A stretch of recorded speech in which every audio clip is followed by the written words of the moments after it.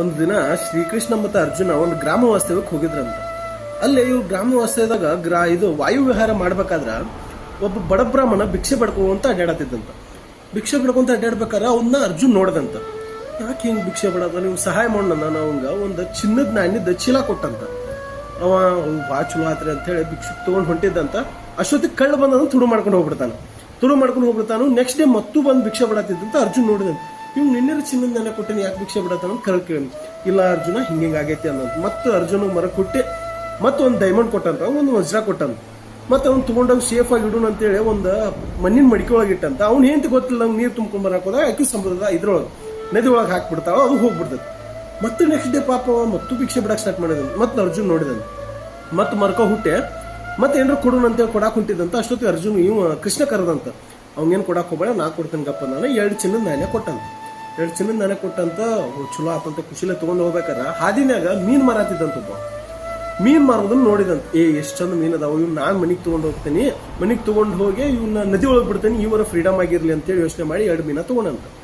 ತಗೊಂಡಾದ್ಮೇಲೆ ಅವ್ನ್ ಬಿಡಾಕ್ ಹೊಂಟಿದ್ದಂತ. ಅಷ್ಟೊತ್ತಿಗೆ ಆ ಮೀನಿನ ಬಾಯಿ ಒಳಗ ವಜ್ರ ಸಿಕ್ಬಿಡ್ದತ್ತ. ವಜ್ರ ಸಿಕ್ಕುಗಳೇ ಅವ್ ಏನ್ ಮಾಡ್ಬಿಡ್ತಾನು, ಜೋರ್ ಅಯ್ಯೋ ಸಿಕ್ತಂತ ಚೀರಾಡ್ಬಿಡ್ತಾನ. ಈ ಚೀರಾಡಿ ಟೈಮ್ದಾಗ ಆ ತುಡು ಮಾಡಿದ್ಲ ಕಳ್ಳ ಇವ್ ನಾಣ್ಯ ಚೀಲ ಅವ್ ಅಲ್ಲೇ ಇದ್ದ. ಅವೇನ್ ಅನ್ಕೊಂಡ್ಬಿಡ್ತಾನ, ಅಯ್ಯೋ ಇವ್ನ ತುಡು ಮಾಡಿದ್ ನೋಡ್ಬಿಟ್ಟಾನು, ಇವ್ ಕೊಟ್ಟಿಲ್ಲ ಅಂದ್ರೆ ನಮ್ ಹಿಡಿದು ಕೊಟ್ಬಿಡ್ತಾನ ಅಂದ. ಅವ್ ನಾಣ್ಯ ಚೀಲ ತಂದು ಕೊಟ್ಬಿಡ್ತಾನ. ಅವನಲ್ಲಿ ವಜ್ರಾನು ಸಿಕ್ಬಿಡ್ದ. ಸೊ ಇದರಿಂದ ಅರ್ಥ ಆಗೋದು ಏನಂದ್ರ, ಇವತ್ತಿನ ದಿನದ ಮೇಲೆ ತಾಳ್ಮೆ, ನಾಳೆ ಬರೋದ್ರ ಮೇಲೆ ನಂಬಿಕೆ ಇರ್ಬೇಕು. ಅವ್ ನಂಬಿಕೆ ಕಳ್ಕೊಳ್ಳಿಲ್ಲ. ಅವ್ ಏನ್ ಮಾಡ್ಬೇಕಂದ್ರೆ ಮಾಡ್ಕೊಂತ ಹೊಂಟಿತ್ತಾನ ಲೈಫ್ನಾಗ. ಎಲ್ಲ ಕೊಟ್ರು ಬಿಟ್ರು ಅಂತ ಯಾವ್ದು ನಿಲ್ಸಿರ್ಲಿಲ್ಲ ಅವ್. ನಾವು ಲೈಫ್ನಾಗ ಏನೋ ಒಂದ್ ಸಿಕ್ಕೇತ್ ಅಂದ್ಕೊಳ್ಳಿ, ಏನೋ ಒಂದ್ ಬಿಟ್ಟು ಬಿಡ್ಬಾರ್ದ. ನಾಳೆ ಹಿಂಗ ಆಗೈತೆ ಅಂದ್ಕೊಳ್ಳಿ, ನಾಳಿದ್ರ ಮೇಲೂ ನಂಬಿಕೆ ಗೆಟ್ ಇರಬಾರ್ದು. ಅದ್ ಏನಾಗ್ತಿರ್ತದ, ಒಳ್ಳೇದಾಗ್ತಿರ್ತದೆ. ದೇವ್ರ ಒಂದು ಚಲೋ ಮನುಷ್ಯ ಕೆಟ್ಟದ್ ಮಾಡ್ಕೊಂತ ಬರತಾನಂದ್ರ ಲಾಸ್ಟ್ಗೆ ಒಂದ್ ಸಲ ಅವ್ನ ಕೈ ಹಿಡಿತಾನ. ಅದ ಕೆಟ್ಟ ಮನುಷ್ಯ ಒಂದ್ ಚಲೋ ಮಾಡ್ಕೊಂತ ಬರತಾನಂದ್ರ ಅವ್ನ್ ಲಾಸ್ಟಿಗೆ ಕೈ ಬಿಟ್ಬಿಡ್ತಾನ. ನಿಮ್ಮ ತ್ರಾಸಗಳಾಗ ಕೈ ಹಿಡಿಯೋದಕ್ಕನ್ನ ನಿಮ್ ಕೊನೆ ಟೈಮ್ದಾಗ ಕೈ ಹಿಡಿತಾನಲ್ಲ, ಅದು ಇಂಪಾರ್ಟೆಂಟ್. ಅವಾಗ ನಿಮ್ ಜೀವನಕ್ಕೆ ಒಂದು ನೆಮ್ಮದಿನೂ ಸಿಗ್ತೈತಿ, ಒಂದು ಸುಖನೂ ಸಿಗ್ತೈತಿ. ನಿಮ್ಮ ದೊಡ್ಡ ಕಷ್ಟದಾಗ ಬಂದು ದೇವ್ರ ಕೈ ಹಿಡಿತಾನೆ.